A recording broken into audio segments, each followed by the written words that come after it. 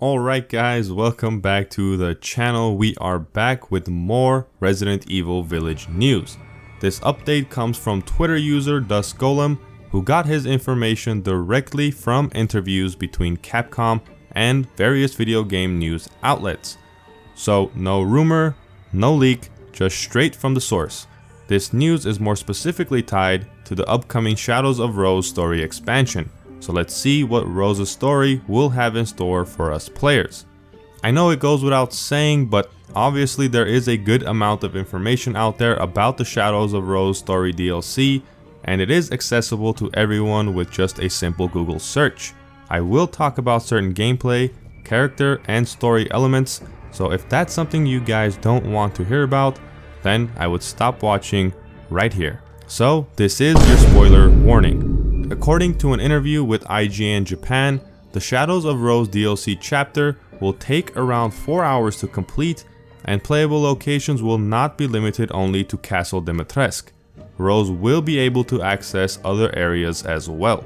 The Merchant Duke will now have a mask on, but this Duke isn't exactly the same character from the real world. Remember, in this DLC, Rose is actually in the realm of consciousness of the Mega Mycete. What that means exactly we probably won't know until the DLC's release, but this masked Duke was created by the mold and apparently goes by the name Marquise. Yeah, Marquise. The details go on in this second interview Capcom had with Inside Games Japan. According to Capcom, the Shadows of Rose storyline will feel like a quote, nightmarish fever dream. The DLC will focus on making the atmosphere and gameplay much more tense and scarier for the player, and the developers have placed an emphasis on survival, bizarre imagery, and gruesome enemies. Moving on to the third and final interview, this interview details the confirmed enemies that Rose will encounter on her journey. At the start of the Shadows of Rose expansion, Rose will be confronted by face eaters, which are zombie-like enemies, but they try to absorb your face. Pretty self-explanatory. And a second enemy known as Sclerotium, a flower/fungus looking thing that shoots liquid on and around Rose. Not only does this slow her down, but if you stay inside the liquid for too long, you will begin to sink in, similar to quicksand. Rose's movement speed has also been slowed down from the base game, to make the gameplay feel more panicked and tense. As for Rose's abilities, as the player progresses through the story, Rose gains more powers. However, her abilities are intended to be used in a defensive manner and not offensive.